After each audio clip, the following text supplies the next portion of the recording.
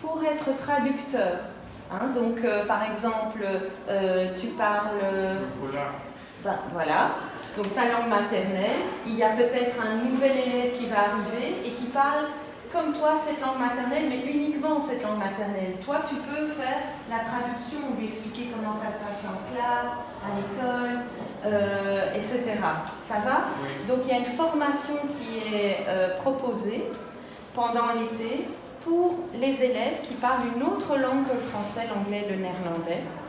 Et après, vous pourrez travailler bénévolement, donc c'est rémunéré comme volontaire, et vous pouvez alors offrir vos services dans cette école ou ailleurs, dans une autre école. On fait parfois appel à des traducteurs, et parfois on a un rendez-vous, mais 3 semaines après une situation, un problème, donc c'est trop tard.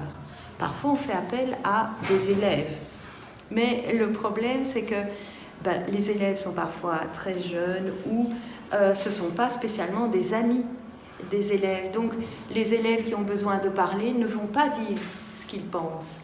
Et là, c'est une difficulté. Parfois, on a besoin d'expliquer aux parents quelque chose sur le comportement de l'enfant. Et nous, on a besoin vraiment d'avoir des gens qui vont expliquer ça dans la langue maternelle.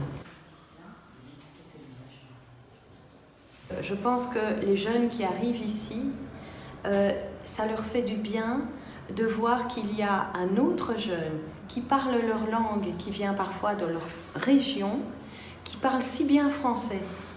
Ils se disent « Waouh, mais attends, lui il est traducteur, mais moi aussi je vais faire ça peut-être plus tard.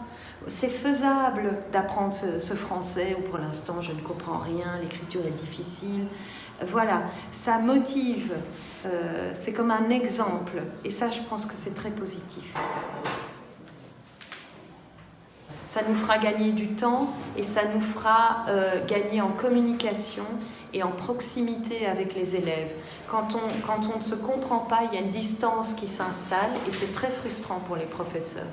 Parce qu'on est là pas que pour le français ou la langue, on est là vraiment pour l'accueil. L'accueil, ouais, c'est super important.